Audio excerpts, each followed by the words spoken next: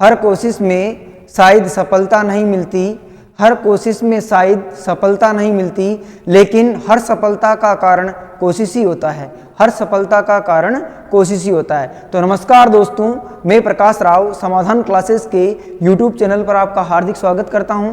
तो प्यारे विद्यार्थियों, अपन बात कर रहे थे इतिहास की महाकुंभ सीरीज पर, और इस इतिहास की महाकुंभ सीरीज पर अपन राजस्थान के राजनीतिक एकीकरण के बारे में पढ़ चुके हैं। और आज मैं आपके लिए लेके आया हूं एक नया टॉपिक, और इसका नाम है राजस्थान की प्राचीन सभ्यताएं एवं पुरातात्विक स्थल। और इसमें अपन सबसे पहले बात करने वाले हैं गणेश्वर सभ्यता पर। किस पर बात करने वाले हैं? गणेश्वर सभ्यता पर। लेकिन उससे पहले अपन बात करेंगे कि राजस्थान की सभ्यताओं का विकास कैसे हुआ, किनके किनारे हुआ, ठीक है, इस पर अपन थोड़ी चर्चा करेंगे। उसके बाद अपन आगे चलेंगे। तो विद्यार्थियों, क्लास को शुरू करने से पहले एक बार आप क्लास को लाइक कर दीजिए और क्लास को शेयर कर दीजिए और दबाकर शेयर कीजिए। जितने भी प्रतियोगी परीक्षाओं की तैयारी करने वाले विद्यार्थी है, उन सबको इस क्लास का फायदा मिले।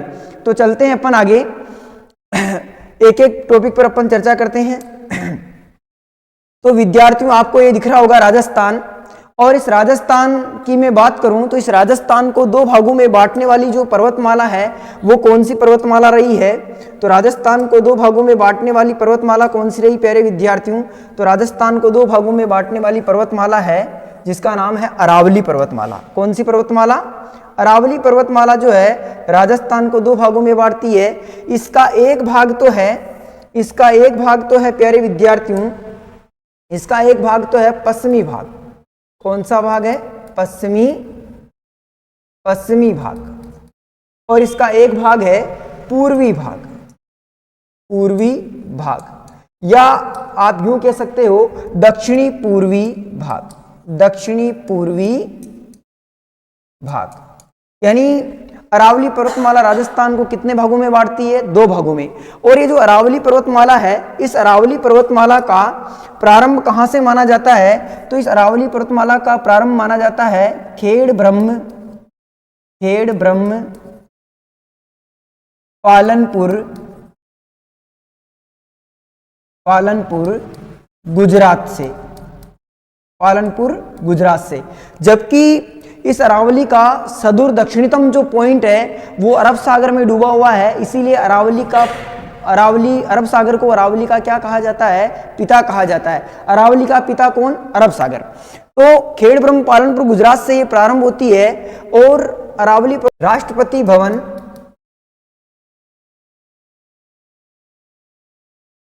रायसेन हिल तक जो है अरावली पर्वतमाला का क्या है विद्यार्थियों? जो है विस्तार है।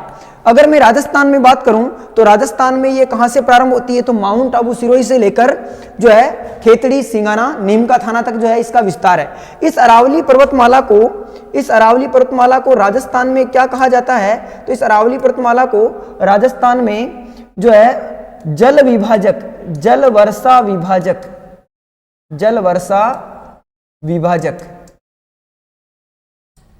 विभाजक रेखा के नाम से जाना जाता है।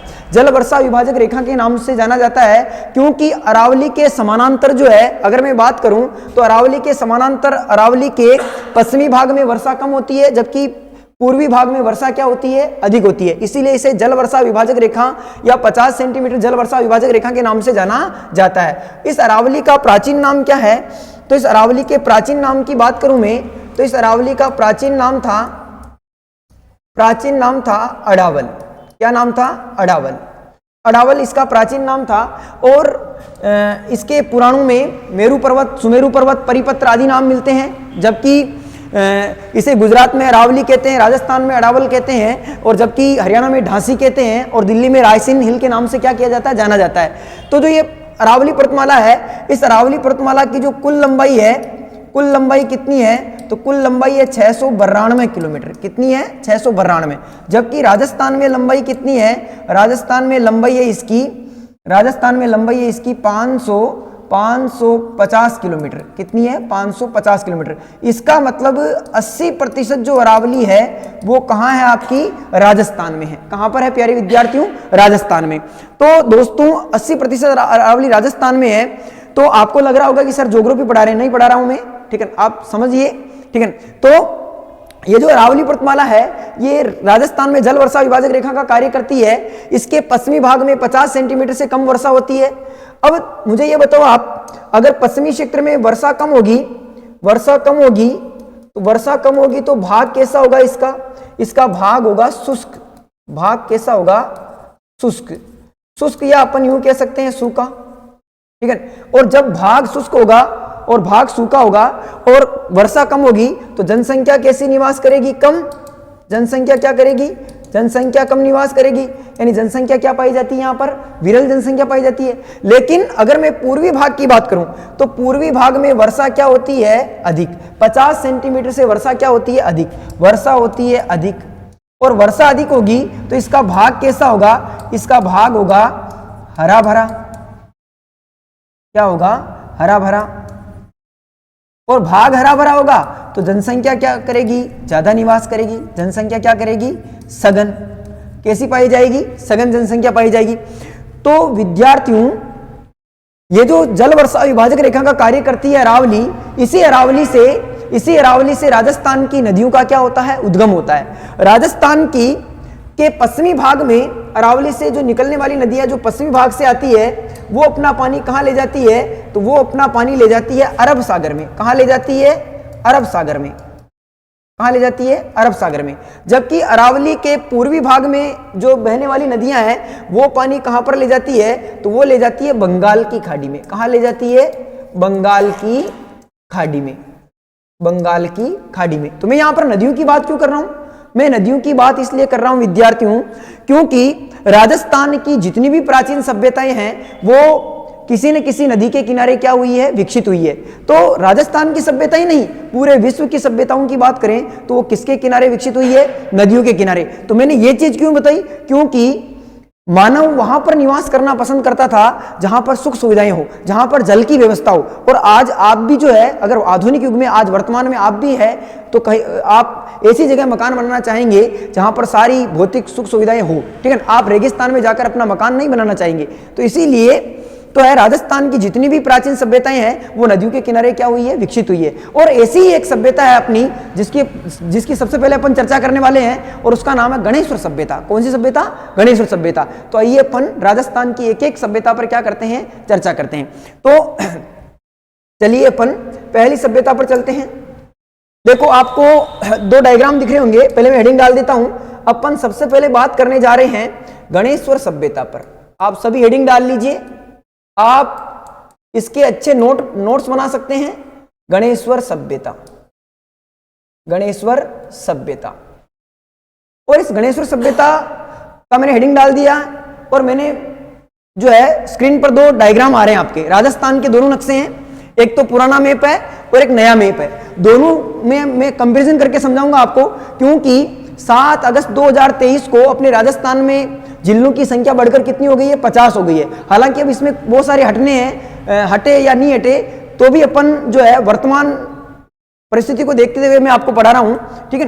तो अगर अपन गणेश्वर सभ्यता की बात करें तो सबसे पहले चलता हूं मैं अपने पहले के राजस्थान पर। तो पहले के राजस्थान पे चलो विद्यार्थियों में, तो सबसे पहले बात करूं मैं तो राजस्थान का एक जिला था जिसका नाम था प्यारे विद्यार्थियों सीकर। दिख रहा होगा आपको, एक जिला दिख रहा होगा आपको, कौन सा है? सीकर। यानी इस सीकर जिले में कौन सी सभ्यता विकसित हुई है? गणेश्वर सभ्यता। कौन सी सभ्यता विकसित हुई है? गणेश्वर सभ्यता। तो प्रश्न आए आपके कि राजस्थान में जो गणेश्वर सभ्यता है वो किस जिले में विकसित हुई? तो सीकर जिले में विकसित हुई थी। किस जिले में? सीकर। लेकिन विद्यार्थियों अगर आज के परिप्रेक्ष्य में देखूं मैं तो ये सीकर नहीं है, और इसके प्रश्न भी पूछ लिए गए हैं। अभी हाल ही में आपके जो सीईटी के पेपर हुए थे उसमें इस गणेश्वर सभ्यता के नए जिलों के अकॉर्डिंग प्रश्न पूछे गए हैं, ठीक है। तो इसी को अपन ध्यान में रखते हुए पढ़ रहे हैं।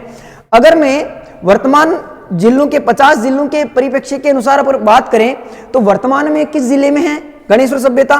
तो वर्तमान में है आपके एक जिला दिख रहा है आपको, और ये जिले का नाम है नीम का थाना। कौन सा जिला? नीम का थाना। नीम का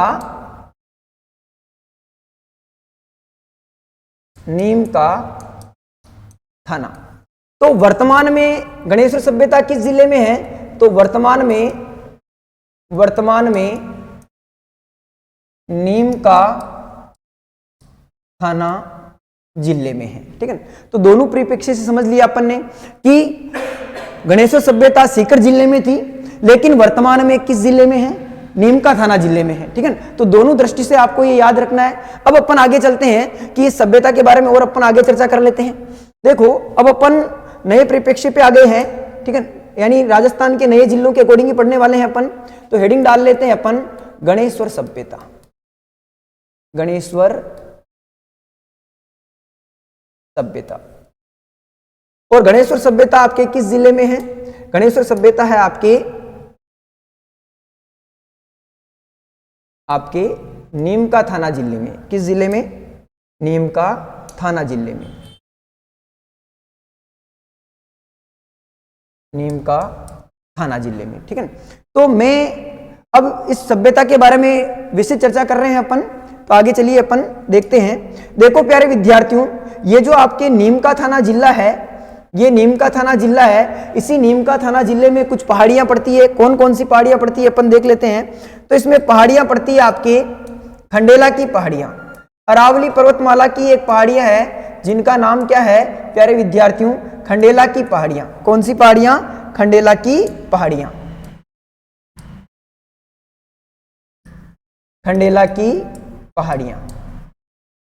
और इस खंडेला की पहाड़ियों से एक नदी निकलती है। खंडेला की पहाड़ियों से एक नदी निकलती है और इस नदी का नाम क्या है? इस नदी का नाम है कांतली नदी। कौन सी नदी? कांतली नदी। कांतली नदी। एक नदी निकलती है जिसका नाम क्या है? कांतली नदी। कांतली नदी। और ये कांतली नदी वर्तमान में कैसी नदी है? आंतरिक प्रवाह की नदी है। कैसी नदी है? आंतरिक प्रवाह की। ये क्या होता है मैं बताऊंगा अभी। ठीक है ना, तो कांतली नदी निकलती है और इसी कांतली नदी के किनारे एक गांव बसा हुआ है। इसी कांतली नदी के किनारे एक गांव बसा हुआ है और इस गांव का नाम क्या है? एक गांव बसा हुआ है और इस गांव का नाम है गणेश्वर। क्या नाम है? गणेश्वर। और इसी गणेश्वर गांव में कौन सी सभ्यता विकसित हुई है? इसी गणेश्वर गांव में एक सभ्यता विकसित हुई है जिसका नाम है गणेश्वर सभ्यता। कौन सी सभ्यता? गणेश्वर सभ्यता। और ये जो गणेश्वर सभ्यता है ये वर्तमान में नीम का थाना जिले में है। और इस गणेश्वर सभ्यता की खोज किसने की? तो इस सभ्यता की बात करूं मैं तो इस सभ्यता की खोज करता थे जिनका नाम था आर.सी. अग्रवाल। आर.सी. अग्रवाल ने इस सभ्यता की क्या की थी? खोज की थी। और कब की थी? तो अगर मैं बात करूं तो 1972 से 76 में। लेकिन वर्तमान में जो 11th क्लास की जो एनसीईआरटी बुक चलती है उसके अनुसार अगर मैं बात करूं तो इसका सन अपन कितना गिन लेंगे? 1977 में। 1977 में आरसी भारतीय पुरातत्व विभाग के प्रोफेसर थे आर.सी. अग्रवाल, रतन चंद्र अग्रवाल। इनका पूरा नाम क्या है? रतन चंद्र अग्रवाल। तो रतन चंद्र अग्रवाल ने 1977 में इस सभ्यता की क्या की थी? खोज की थी। जबकि इसका उत्खनन कब हुआ था? थोड़ा मैं इसको छोटा कर लेता हूं, दिख रहा होगा सबको आपको। तो इसकी खोज तो किसने की? रतन चंद्र अग्रवाल ने। रतन चंद्र, पूरा नाम क्या है इनका? रतन चंद्र अग्रवाल। जबकि इसका उत्खनन किसने किया था? उत्खनन करता थे। और उत्खनन कब हुआ था? तो 1978 से 89 के मध्य। 1978 से 89 के मध्य इसका उत्खनन किसने किया था? तो एक तो किया था आर.सी. अग्रवाल ने, आर.सी. अग्रवाल। एक थे आपके वी.एन. मिश्र का पूरा नाम है वीरेंद्रनाथ मिश्र। क्या है? वीरेंद्रनाथ मिश्र। और एक थे विजय कुमार।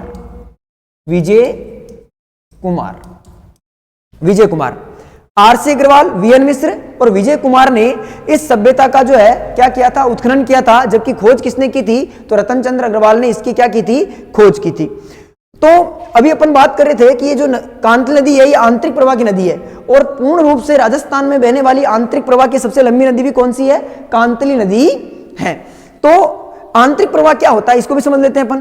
तो आप नदियां प्रवाह के आधार पर नदियां तीन प्रकार की होती है। एक तो होती है नित्यवाही नदी, ऐसी नदियां जो वर्ष भर बहती रहती है उन्हें नित्यवाही नदी कहते हैं, जैसे राजस्थान की चंबल नदी।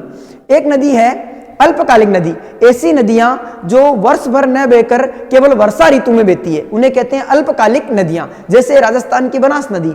और ऐसी नदियां जो अपने उद्गम स्थल से लेकर समुद्र तक अपना पानी नहीं ले जा पाती है और बीच में ही क्या हो जाती है, विलुप्त हो जाती है, मरुस्थल में ही क्या हो जाती है, विलुप्त हो जाती है, तो उन्हें क्या कहते हैं, अंत प्रवाह या आंतरिक प्रवाह की नदियां कहते हैं। तो कांतिल नदी जो है एक कैसी नदी है, आंतरिक प्रवाह की नदी है और पूर्ण रूप से राजस्थान में बहने वाली सबसे क्या है, लंबी नदी है। कौन सी नदी, कांतिल नदी, ठीक है। इस कांतिल नदी जो है पहले प्रारंभ में जो है ये ऐसी नदी माना जाता है इसको, क्योंकि गणेश्वर सभ्यता से अपने को ऐसे प्रमाण मिलते हैं कि इस सभ्यता में ऐसा प्रमाण मिलता है अपने को कि यहाँ के जो लोग थे वो उन्होंने इस नदी के जगह जगह क्या बना रखे थे, बांध बना रखे थे। क्या बना रखे थे, बांध बना रखे थे। क्यों बना रखे थे, इसका रीजन क्या था, तो इसका रीजन ये था कि जिस प्रकार से बिहार का शोक किसे कहते हैं, कोसी नदी को। बिहार का शोक किसे कहते हैं, कोसी नदी को, क्योंकि बिहार में कोसी नदी का प्रवाह क्षेत्र ऐसा है कि वो हर वर्ष प्रतिवर्ष अपने प्रवाह के मार्ग को क्या कर लेती है, बदल लेती है, जिसके कारण बिहार में हर वर्ष क्या आ जाती है, बाढ़ आ जाती है। इसीलिए इसे बिहार का शोक कहते हैं, क्योंकि उसके मार्ग बदलने से बिहार के जो लोग हैं उनको बड़ा नुकसान होता है, बाढ़ आ जाती है हर वर्ष। तो इसी प्रकार से ये कांतिल नदी भी जो है खंडेला की पहाड़ियों की ढलान से तेज प्रवाह से बहती थी और तेज प्रवाह से बहने के कारण इसका प्रवाह भी जो है, इसके मार्ग टेढ़े मेढ़े हो जाते थे, जिसके कारण यहाँ के लोगों को बड़ा नुकसान होता था। इसीलिए इस नुकसान से बचने के लिए, ठीक है, इन लोगों ने क्या किया, इस नदी पर बांध बनाना क्या किया, प्रारंभ किया। तो राजस्थान की एकमात्र ऐसी सभ्यता जिसमें बांध के अवशेष मिलते हैं, ठीक है, बांध के, ये आप ध्यान रखें, वेरी इंपॉर्टेंट बात है, ठीक है। राजस्थान की ऐसी सभ्यता जिसमें बांध के क्या मिलते हैं, प्रमाण मिलते हैं, वो कौन सी सभ्यता है, तो वो आपके गणेश्वर सभ्यता है, जिसमें बांध के क्या मिलते हैं, प्रमाण मिलते हैं। तो कांतिल नदी तो राजस्थान में बहने वाली आंतरिक प्रवाह की, पूर्ण रूप से बहने वाली आंतरिक प्रवाह की सबसे लंबी नदी है। लेकिन प्रश्न यूं आ जाए आपके कि राजस्थान में बहने वाली आंतरिक प्रवाह की सबसे लंबी नदी कौन सी है, तो वो घग्गर है। कौन सी है, घग्गर है, ठीक है। तो दोनों बातें आपको समझ में आ गई होगी। आगे चलते हैं अपन, आगे और बात करते हैं इसके बारे में। गणेश्वर सभ्यता, गणेश्वर सभ्यता कौन सी सभ्यता पे बात कर रहे हैं अपन, गणेश्वर सभ्यता पर। गणेश्वर सभ्यता, और गणेश्वर सभ्यता में सबसे पहले अपन बात करने वाले हैं इसके भवनों पर। किस पर बात करने वाले हैं, भवनों पर। तो गणेश्वर सभ्यता में अगर मैं भवनों की बात करूं दोस्तों, तो यहां पर जो जितने भी भवन बने थे उन भवनों में किसका प्रयोग किया गया था, पत्थर का, पत्थर का प्रयोग किया गया, प्रयोग किया गया, पत्थर का प्रयोग किया गया। तो ईंटों का नहीं किया गया, बिल्कुल ईंटों का नहीं किया गया, आप ये भी ध्यान रखें, ईंटों का नहीं, ठीक है। यानी पूर्ण रूप से जो यहां पर जो भवन बने थे, मकान बने हुए थे, उनमें पत्थर का प्रयोग किया गया था। मुख्य द्वारों का, गोपुरम का या रोड का अगर अपन सबकी बात करें तो सब किससे बने हुए थे, पत्थर से बने हुए, ठीक है। तो पत्थर से बने हुए भवन किस सभ्यता से प्राप्त हुए अपने को, तो गणेश्वर सभ्यता से प्राप्त हुए। एक आगे बात करें अपन, तो दूसरी बात करें अपन, तो गणेश्वर सभ्यता से दैनिक जीवन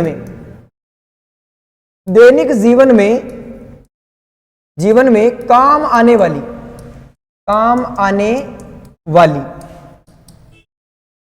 क्या मिली, वस्तुएं मिली। दैनिक जीवन में काम आने वाली क्या मिली, यहां से वस्तुएं मिली। क्या क्या वस्तुएं मिली, तो अगर अपन बात करें तो यहां से थाली, कटोरी, चम्मच, गिलास, सुई, और एक सबसे बड़ी बात आपको यह याद रखनी है यहां पर कि यहां से दोहरी प्राचीर, दोहरी पेचदार, प्राचीर नहीं, दोहरी पेचदार ताम्रपिन,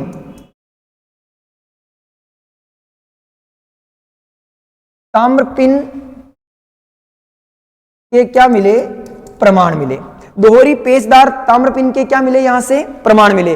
तो थाली मिली, कटोरी मिली, चम्मच मिली, गिलास मिली, सुई मिली और दोहरी पेचदार ताम्रपिन के क्या मिलते हैं प्रमाण मिलते हैं। और ये जो दोहरी पेचदार ताम्रपिन है इसके प्रमाण भारत की नहीं जो अन्य सभ्यताएं थी विश्व की, वहां से भी जो मध्य एशिया की जो सभ्यताएं थी वहां से भी इसके प्रमाण मिलते हैं। तो इसका तात्पर्य ऐसा लगाया जाता है कि इसका मतलब गणेश्वर से वहां पर ये निर्यात किया जाता होगा। तो क्या किया जाता होगा अपन आगे और बात करेंगे। तो थाली, कटोरी, चम्मच, गिलास, सुई ये दैनिक जीवन में काम आने वाली क्या मिली वस्तुएं मिली।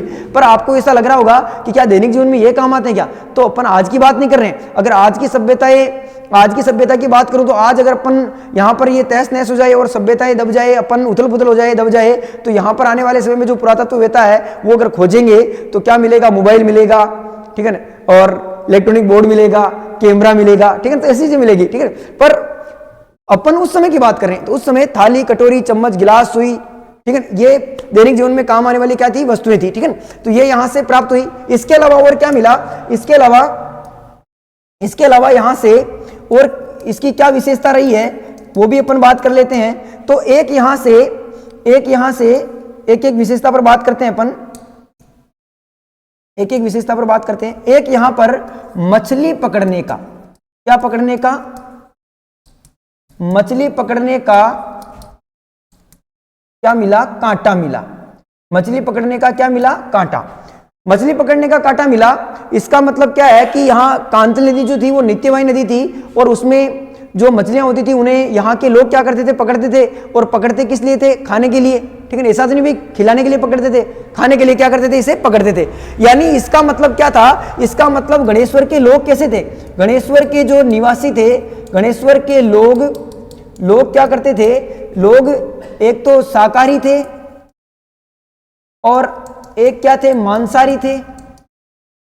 और इसका मतलब कैसे थे, सर्वाहारी, यानी मांस भी खाते थे और जो मांसाहारी होता है वो अपने आप शाकाहारी तो होता ही है, ठीक है ना। तो शाकाहारी और मांसाहारी दोनों प्रकार के जो है यहाँ के क्या थे, लोग थे। और मछली पकड़ने का क्या मिला, यहाँ से कांटा मिला। इसके अलावा और क्या मिला, तो इसके अलावा अगर अपन बात करें तो गणेश्वर से एक हारपून आपने एस्किमो जनजाति पढ़ी होगी 11th क्लास में ज्योग्राफी के अंदर विश्व की प्रजातियों में। तो एस्किमो जो जनजाति थी वो हारपून का प्रयोग करती थी मछली पकड़ने के लिए। और हारपून किसे कहते हैं, भाले को, किसे कहते हैं, भाले को। तो यहां से भाले के व बाण और बाण के आगे का जो भाग होता है इस प्रकार से नुकीला भाग होता है, उसे क्या कहते हैं, बाणाग्र। क्या कहते हैं, बाणाग्र। तो बाणाग्र के क्या मिले, यहां से प्रमाण मिले। और यहां से और क्या मिला, तो यहां से ताम्र उपकरण मिले, ताम्र उपकरण मिले। यानी तांबे की जो वस्तुएं थी वो सर्वाधिक मिली, जिसमें एक तो कुल्हाड़ी थी, ठीक है। और एक अपन ने बात की थी कि दोहरी पेचदार पिन थी। और यहाँ के जो गणेश्वर के लोग जो थे वो तांबा जो होता है ये अयस्क के साथ ही मिलता है, ठीक है, यानी शुद्ध रूप से नहीं मिलता है। तो इसीलिए तांबे को जो अयस्क से अलग करने की जो विधि थी वो यहाँ के लोगों को पता थी। इसीलिए यहाँ पर तांबे की सर्वाधिक जो है वस्तुएं मिली, ताम्र उपकरण मिले। और ऐसा मान सकते हैं अपन कि राजस्थान की ऐसी सभ्यता जो ताम्र पाषाणिक क्या थी, सभ्यता थी। और यहां से जो तांबा मिला था, यहां से जो वस्तुएं मिली थी, यहां से जो वस्तुएं प्राप्त हुई थी उसमें 99% किसकी मात्रा पाई गई थी, उसमें 99% तांबे की मात्रा पाई गई थी। किसकी मात्रा पाई गई थी, तांबे की। इसीलिए इस सभ्यता के उपनामों की बात करूं तो इसीलिए इस सभ्यता को एक तो ताम्र जननी सभ्यता, एक ताम्र संचय सभ्यता, ताम्र संचय सभ्यता, और एक इसे वेरी वेरी इंपॉर्टेंट राजस्थान पुरातत्व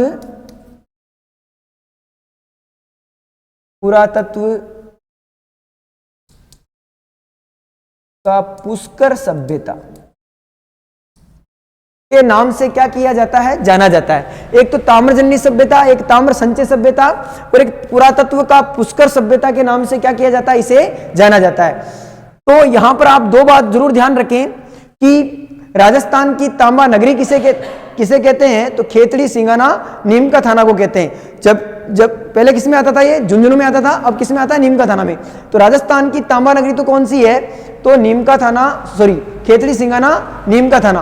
और राजस्थान की ताम्र नगरी सभ्यता कौन सी है, तो आहड़ है। जबकि ताम्र जननी सभ्यता कौन सी है, या ताम्र संचय सभ्यता कौन सी है, तो गणेश्वर सभ्यता है। और इसे ही पुरातत्व, राजस्थान पुरातत्व का पुष्कर सभ्यता के नाम से भी क्या किया जाता है, जाना जाता है। अगर मैं इसके समय की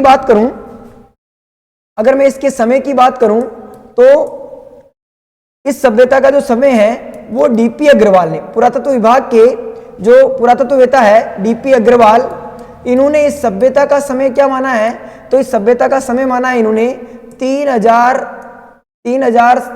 ईसा पूर्व से 2800 ईसा पूर्व, यानी 3000 ईसा पूर्व से 2800 ईसा पूर्व जो है, इसका क्या माना इन्होंने, समय माना है। तो आगे बात करें किसके अनुसार माना इन्होंने, तो एक पद्धति चलती है C14 carbon dating, C14 carbon dating प्रणाली, C14 कार्बन डेटिंग प्रणाली, जिसके माध्यम से C14 कार्बन डालने से उस जीवाश्म का अपने को पता चल जाता है, या वस्तु का पता चल जाता है कि ये कितनी पुरानी है, ठीक है, तो उससे समय ज्ञात किया जा सकता है। तो इसी पद्धति के माध्यम से इन्होंने इस सभ्यता का कितना समय निकाला, तो 3000 ईसा पूर्व से लेकर 2800 ईसा पूर्व, तो ये इसका क्या माना जाता है, समय माना जाता है। अगर मैं बात करूं आगे यहां पर पाए गए मृद भांड की, तो यहां पर गणेश्वर सभ्यता से जो पाए गए मृद भांड थे वो कितने प्रकार के थे, 2 प्रकार के थे। कितने प्रकार के थे, 2 प्रकार के। और इन दोनों प्रकारों को अपन समझ लेते हैं। एक प्रकार तो था इसमें पूर्व हड़प्पाकालीन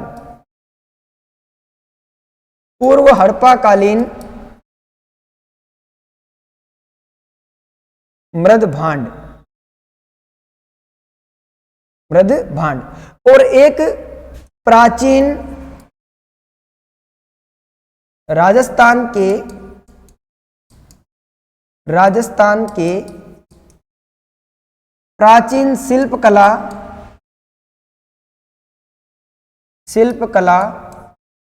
व संस्कृति के मृद भांड, ठीक है।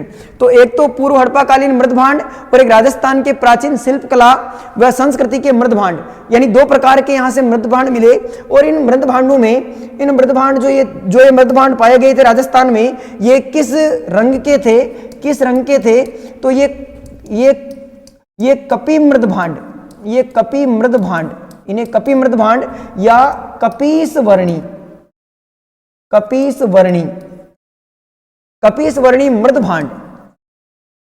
मृद भांड के नाम से क्या किया जाता था, जाना जाता था, जिन्हें काले और नीले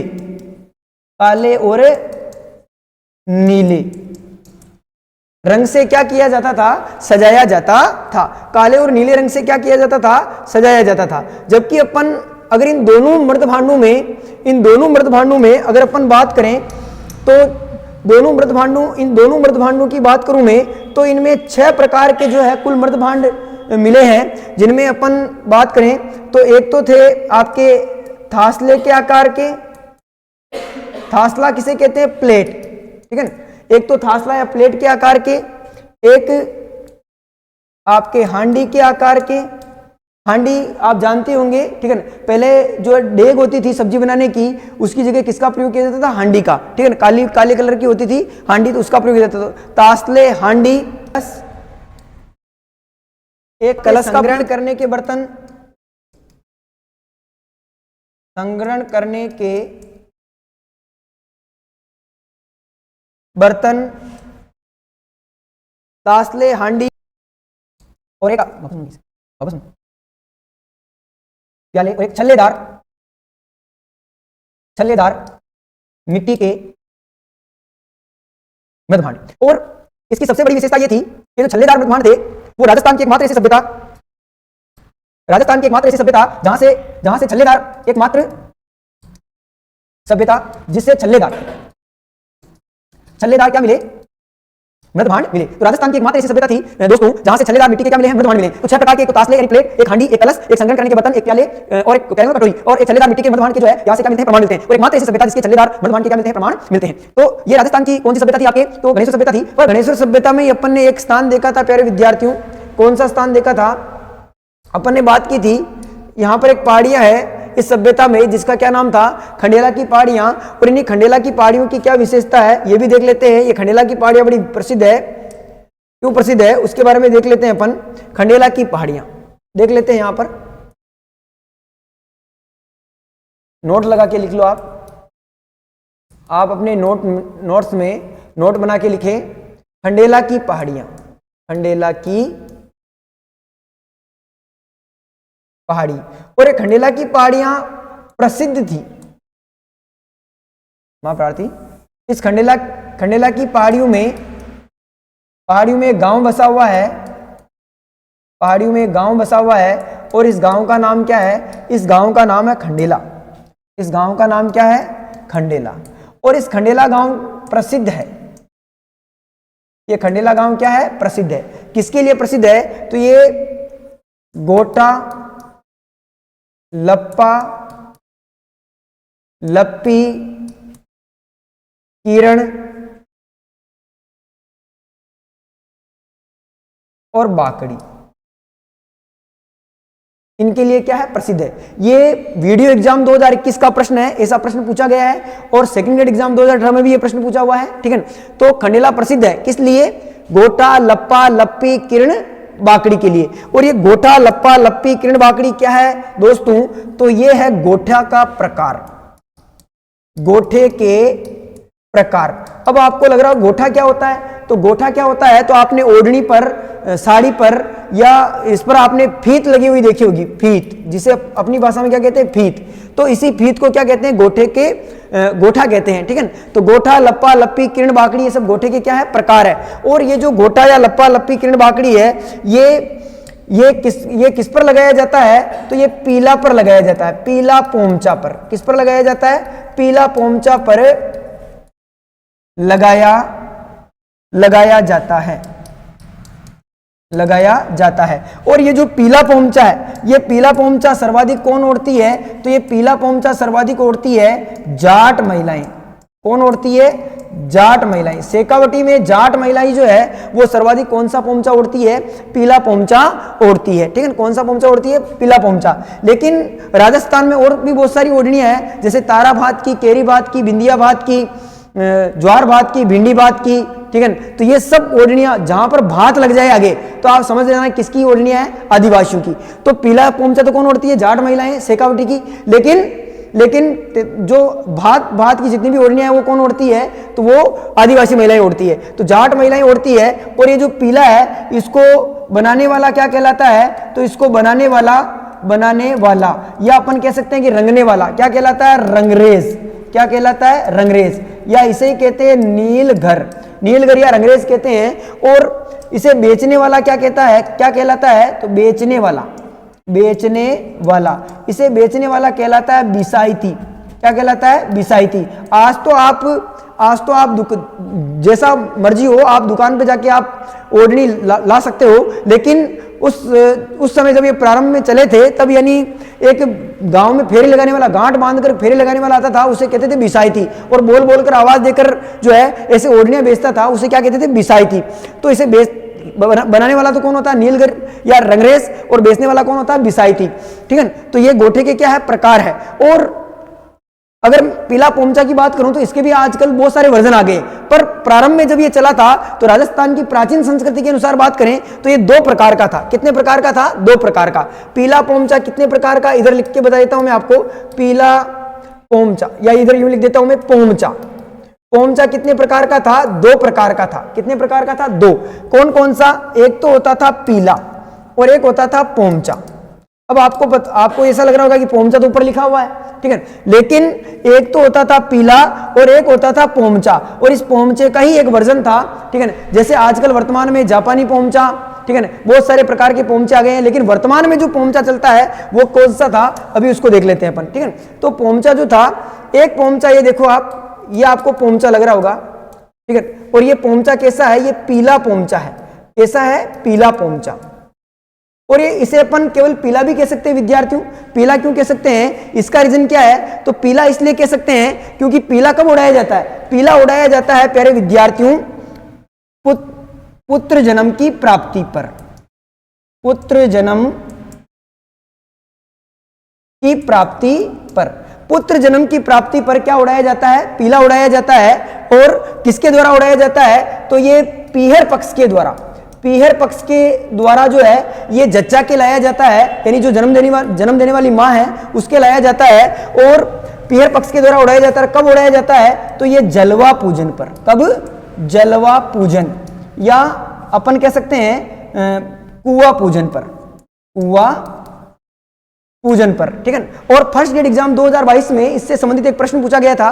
क्या प्रश्न पूछा गया था? कि पोमचे का अर्थ क्या होता है?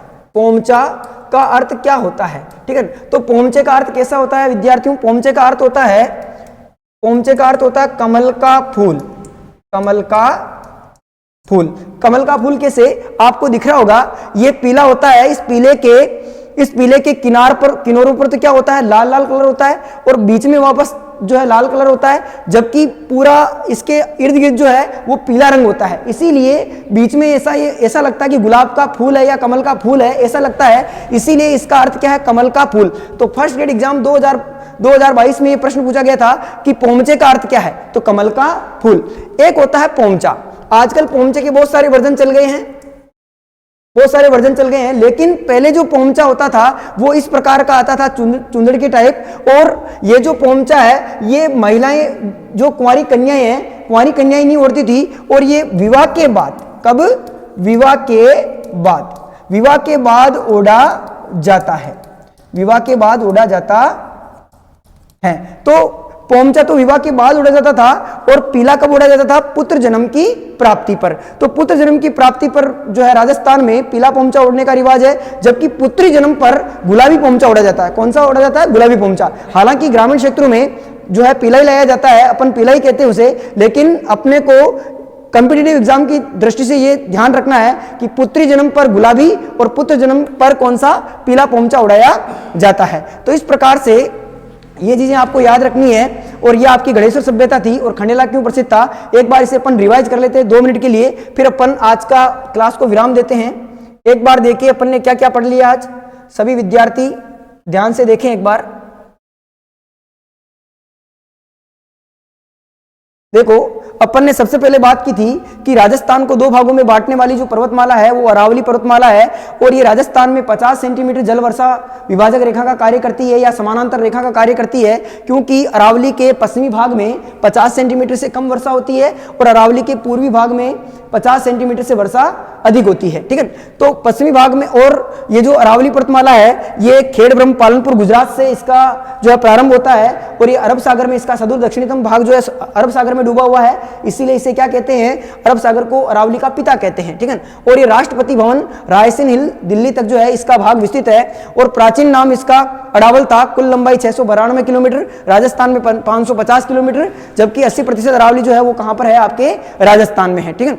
इसके पश्चिमी भाग में वर्षा कम होती है, और वर्षा कम होती है तो भाग कैसा होगा? शुष्क होगा या सूखा होगा, और जनसंख्या क्या करेगी? कम निवास करेगी, यानी विरल होगी, ठीक है ना। जबकि पूर्वी भाग में या दक्षिणी पूर्वी भाग में वर्षा अधिक होती है, जिसके कारण यहाँ पर का भाग हरा भरा रहता है, और जनसंख्या क्या करती है? सघन निवास करती है, ठीक है। तो ये बात की थी अपन ने।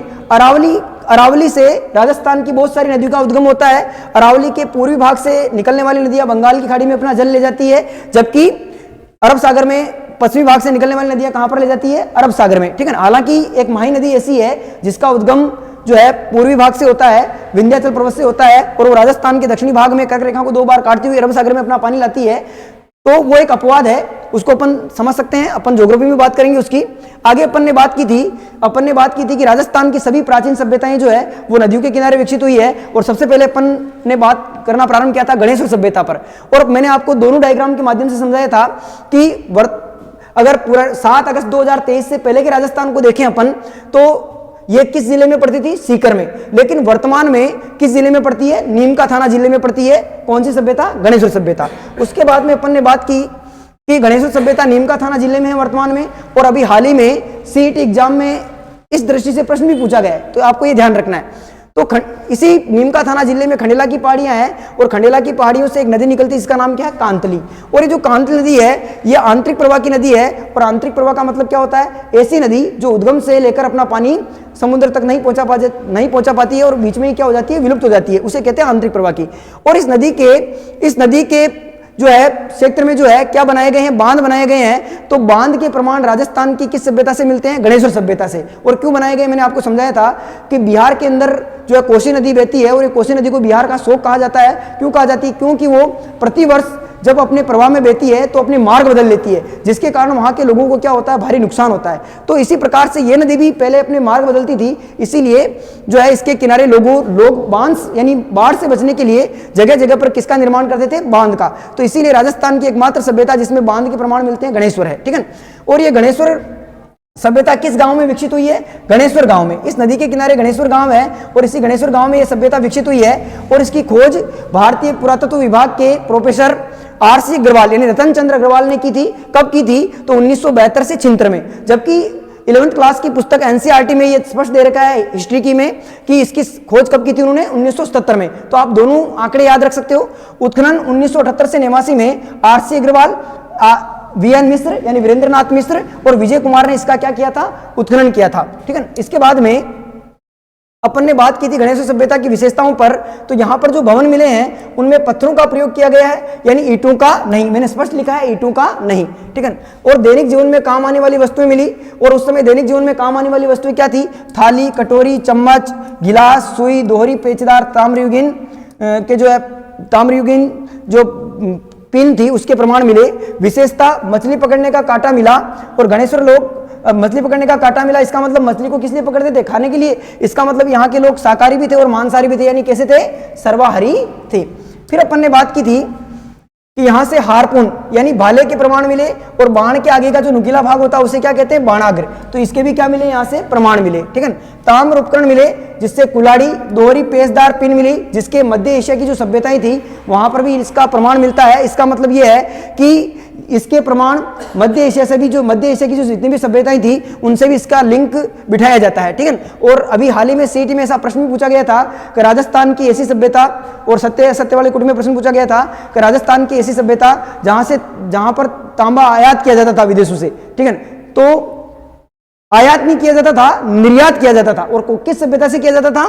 तो आपके गणेश्वर सभ्यता से, ठीक है। तो आप यहां पर एक बात ये भी जोड़ दें, राजस्थान की ऐसी सभ्यता जहां से तांबे का, ताम्र का क्या किया जाता था? निर्यात किया जाता था। और कौन सी सभ्यताओं को किन सेक्टरों में किया जाता था, किन नगरों में किया जाता था? तो एक तो थी हड़प्पा और एक थी मोहनजोदड़ो।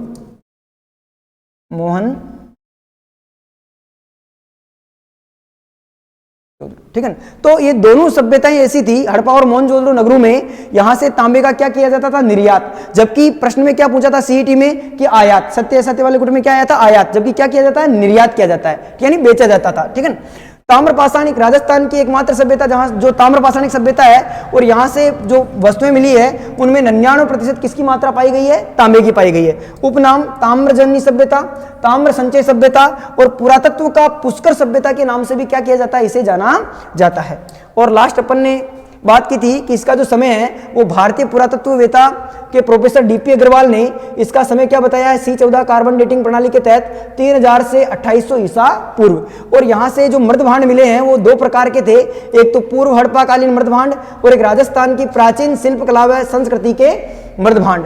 और यहाँ से इनका जो रंग था वो कैसा था, कपी मृदभांड या कपीसवर्णी मृदभांड या काले नीले रंग को इन्हें सजाया गया था। और यहाँ से ये जो दोनों प्रकार के जो मृदभांड थे उनके कुल 6 प्रकार थे, जिनमें तासले या प्लेट, हांडी, कलश, संग्रहण करने के बर्तन, प्याले, छल्लेदार मिट्टी के मृदभांड और राजस्थान की एकमात्र सभ्यता जहाँ से एकमात्र सभ्यता जिससे छल्लेदार मृदभांड के क्या मिलते हैं, प्रमाण मिलते हैं। और लास्ट अपन ने देखा था खंडेला की विशेषता, और खंडेला का क्या प्रसिद्ध था, गोटा, लफा, लप्पी, किरण, बाकड़ी। ठीक है, और क्या होते हैं, गोटे के प्रकार होते हैं, और गोठा किसे कहते हैं, फीत को। ठीक है, जो कि ओढ़नी पर लगाई जाती है, और ये किस पर लगाई जाती है, मुख्यतः पीला पोमचा पर। ठीक है, आजकल हर पर लगाई जाती, हर ओढ़नी पर लगाई जाती है, लेकिन पहले पीला पोमचा पर लगती थी, जिन्हें जाट महिला, शेखावटी की जाट महिलाएं सर्वाधिक ओढ़ती थी। और बनाने वाला रंगरेज या नीलगर कहलाता है, और बेचने वाला बिसाईती कहलाता है। क्या कहलाता है, बिसाईती। और पोमचे के कितने प्रकार थे, 2 प्रकार, पीला और पोमचा। फिर अपन ने आगे लास्ट बात की थी कि पोमचे का अर्थ क्या होता है, कमल का फूल। पीला पोमचा कब उड़ाया जाता है, पुत्र जन्म की प्राप्ति पर, पियर पक्ष के द्वारा जलवा पूजन या कुआ पूजन पर। ठीक है, पर अपने क्षेत्र में जो है इसे नावण के दिन उड़ाया जाता है। ठीक है, और पोमचा विवाह के बाद जो है उड़ा जाता है। ठीक है, तो आज की क्लास की अपन यही समाप्ति करते हैं। ये क्लास आपको कैसी लगी, आप इस क्लास को सभी प्रतियोगी परीक्षाओं की तैयारी करने वाले विद्यार्थियों को शेयर कर सकते हैं। ठीक है, इस क्लास को लाइक करें और इस क्लास को जितना हो सके आप जितना शेयर करें। धन्यवाद। जय हिंद, जय भारत।